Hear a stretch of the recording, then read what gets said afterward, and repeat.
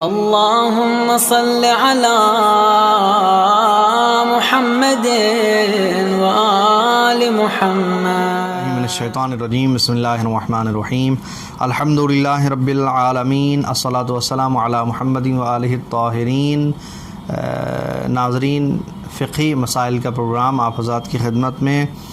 پیش کیا جا رہا ہے، اور جو سوال آپ کی طرف سے پہنچے ہیں ان کا جو سلسلہ چل رہا ہے اس میں علینا مبین دہلی سے ہیں۔ ان کا سوال یہ ہے کہ کیا فیملی میں اگر کئی ممبر ایسے ہیں جو کمائی کرتے ہیں الگ الگ، تو کیا سب کو خمس نکالنا ہوگا، یا فیملی کا جو ہیڈ ہے، فادر ہیں، وہ خمس نکالتے ہیں وہی کافی ہوگا؟ تو دیکھیے، اگر سب کا حساب و کتاب اور آمدنی کا جو سلسلہ ہے وہ ایک ہی جگہ پر ہے، سب کما کے لاتے ہیں اور والد صاحب کو دے دیتے ہیں، والد صاحب گھر میں سارے اخراجات کرتے ہیں اور انہی کے پاس سیونگ ہوتی ہے، انہی کو خبر ہوتی ہے کہ بھئی کتنا بچا، تو ایسی صورت میں صرف گھر کا ہیڈ جو ایک فرد ہے وہی خمس نکالے گا، کیونکہ دوسرے لوگ جو ہیں، ان کے بچے ہیں یا بھائی ہیں، ان کے پاس پیسے ہی نہیں رہتے ہیں، تو وہ حساب ایک ہی جگہ ہوتا ہے، آمدنی جو ہے وہ سب ایک جگہ اکٹھی ہوتی ہے، اخراجات اسی سے ہوتے ہیں، اور جو سیونگ ہوتی ہے وہ ایک ہی جگہ پر ہوتی ہے، تو اسی سے خمس نکل جائے گا۔ لیکن اگر سب کا حساب الگ الگ ہے، سب الگ الگ رہتے ہیں، یا ساتھ میں رہنے کے باوجود بھی آمدنی اور اخراجات کا سلسلہ الگ الگ ہے، تو ظاہر سی بات ہے ان کو خمس الگ الگ نکالنا ہوگا۔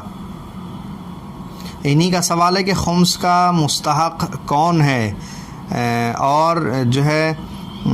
کیا ایک ایسا انسان کہ جس کی کمائی بھی ہے مگر اس کے لیے کافی نہیں ہے، تو کیا اسے خمس دے سکتے ہیں؟ دیکھیں، خمس کا مستحق وہ غریب سادات ہیں، وہ ضرورت مند سادات ہیں جن کے پاس ان کی اگرچہ کوئی کاروباری سلسلہ ان کا ہو، یا ان کے پاس ان کی کوئی آمدنی ہو، لیکن پھر بھی ان کے پاس ان کے کھانے اور ان کے بچوں کے ضروریات کے لیے پیسے ناکافی ہیں اور وہ نہیں کر پاتے ہیں، تو ایسے افراد خمس کے مستحق ہیں، انہیں خمس دینا چاہیے۔ سہم سادات انہی لوگوں کا حق ہے جو اپنی ضرورتوں کو پورا نہیں کر پا رہے ہیں، اگرچہ وہ کمائی کرتے ہیں۔ اب یہاں پر یہ بات نہیں آئے گی کہ بھئی یہ تو اس کو دیا جائے جس کی کوئی کمائی نہیں ہے، یہ اسے کیوں دیا جائے کہ جس کی جو ہے وہ کمائی تھوڑی بہت ہے۔ اب دونوں صورتوں میں آپ کو یہ دیکھنا ہوگا بھئی اس کی صورتحال کیا ہے، وہ اپنی ضرورت کو پورا کر پاتا ہے یا نہیں کر پاتا ہے۔ کبھی کبھی ایسا ہوتا ہے کہ کمائی کسی کی نہیں ہے مگر اس کے بھائی یا اس کے محلے والے یا اس کے ملنے والے اسے دے دیتے ہیں اتنا کہ اس کا کام چل جاتا ہے، کبھی کبھی اس کے برعکس بھی، اس کے اپوزٹ بھی ہوتا ہے۔ تو اب یہ آپ کو دیکھنا ہے کہ کس طرح کی صورتحال ہے اور کس طرح کا معاملہ ہے،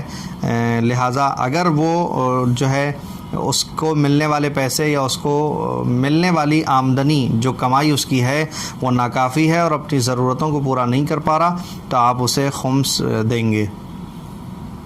احمد رضا صاحب ہیں جے پور سے، ان کا سوال ہے کہ بھئی اگر بھاگ کر کسی نے شادی کر لی اور اس لڑکی کے فیملی میں بعد میں اس کے والد اور اس کے گھر والے اگر راضی ہو گئے، تو کیا اسے دوبارہ نکاح کرنا ہوگا؟ دیکھیں، نکاح میں ولی کی اجازت شرط ہے۔ نکاح جو ہے وہ لڑکی کے باپ اور لڑکی کے دادا، ان کی اجازت کے بغیر نہیں ہو سکتا۔ باپ نہیں ہے تو دادا اگر ہیں تو دونوں میں سے کوئی ایک ہے، یہ ولی ہیں۔ اگر باپ اور دادا نہیں ہیں، لڑکی بالغ ہے، راشد ہے، سمجھدار ہے، عقل مند ہے، تو وہ خود جو ہے اپنی ولایت رکھتی ہے اور اس کی اجازت سے نکاح ہو جائے گا۔ لیکن یہ کہ اگر کسی نے اپنے والد کو ناراض کر کے گھر سے چلی گئی اور جا کے نکاح کر لیا، تو چونکہ والد کی اجازت نکاح میں شرط تھی جو کہ یہاں پر نہیں پائی گئی ہے اور ضروری ہے، تو وہ فی الحال تو نہیں ہے۔ لیکن اگر اس نے نکاح کے بعد راضی کر لیا ہے اپنے والد کو، بعد میں فیملی راضی ہو گئی ہے، تو اس کو اذن متاخر کہیں گے۔ یہ تھوڑا تاخیر ہی سے صحیح اجازت ملی مگر مل گئی ہے، لہٰذا وہ نکاح جو ہے صحیح ہوگا اور ان کی زندگی جو ہے وہ صحیح ہوگی۔ انہوں نے سوال کا شاید ایک جز ان کا یہ بھی تھا کہ اگر ایسی صورت میں کوئی دوبارہ نکاح کرنا چاہے تو کوئی حرج ہے؟ کوئی حرج نہیں ہے، نکاح اگر دوبارہ آپ کرنا چاہیں کوئی مسئلہ نہیں ہے، دوبارہ نکاح کر سکتے ہیں۔ شاہین فاطمہ کا بہار سے یہ ہیں، ان کا سوال ہے کہ نوچندی جمعرات کی اتنی اہمیت کیوں ہے؟ نوچندی جمعرات کسے کہتے ہیں؟ نوچندی جمعرات، نوچندی نیا چاند، نو فارسی کا لفظ ہے، نیو کو کہتے ہیں، یعنی نوچندی یعنی نیا چاند، یعنی چاند کا جو مہینہ ہے، جو اردو مہینہ ہے، اس کا فرسٹ ویک جو ہوتا ہے، پہلا جو ہفتہ ہوتا ہے چاند نکلنے کے بعد، جو پہلی جمعرات ہوتی ہے چاند نکلنے کے بعد، جو فرسٹ تھرسڈے آتا ہے، پہلی جمعرات آتی ہے، اس کو نوچندی جمعرات لوگ کہتے ہیں۔ نوچندی کو نوچندی کیوں کہتے ہیں پوچھا گیا تھا، اس لیے بتایا کہ وہ چونکہ چاند ابھی نکلا ہے اور اس نئے چاند کی پہلی جمعرات ہے، اس لیے اس کو نوچندی کہا جاتا ہے۔ اب رہا سوال ہمارے ہندوستان پاکستان میں اتنی اہمیت اس کو دی جاتی ہے، تو یہ شریعت اور فقہ میں جو ہے اس کو اتنی اہمیت نہیں دی گئی ہے۔ ہاں کچھ روایتیں ملتی ہیں، لیکن علماء بتاتے ہیں کہ وہ روایتیں ضعیف ہیں۔ البتہ جمعرات کو مجلس ماتم اور نظر و نیاز کا جو سلسلہ ہے وہ اس لیے ہے کہ قافلہ حسینی، علماء بتاتے ہیں کہ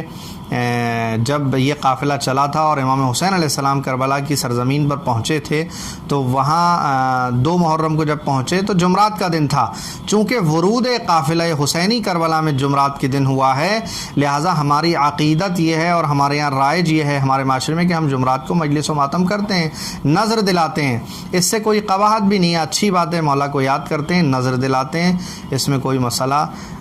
نہیں ہے۔ البتہ نوچندی جمعرات کو اگر کوئی یہ کہے کہ نہیں شریعت کی بہت بڑی کوئی خاص چیز ہے، تو ایسا کچھ بھی نہیں ہے۔ انہی کا دوسرا سوال ہے کہ نظر دلانے کے لیے جو شربت بنایا جاتا ہے اس میں اگر نیبو ڈال دیں تو گھر والے کہتے ہیں کہ بھئی کھٹی چیز پہ نظر نہیں آتی ہے، تو ایسا کچھ بھی نہیں ہے، آپ اس پہ نظر دلا سکتے ہیں۔ حلال چیز کوئی بھی اگر ہے تو اس پہ نظر آپ کر سکتے ہیں۔ جو چیزیں کھاتے ہیں ہم، کھٹا اور میٹھا، کوئی مسئلہ نہیں ہے، مولا انشاءاللہ قبول کرنے والے ہیں۔ والسلام علیکم ورحمۃ اللہ وبرکاتہ۔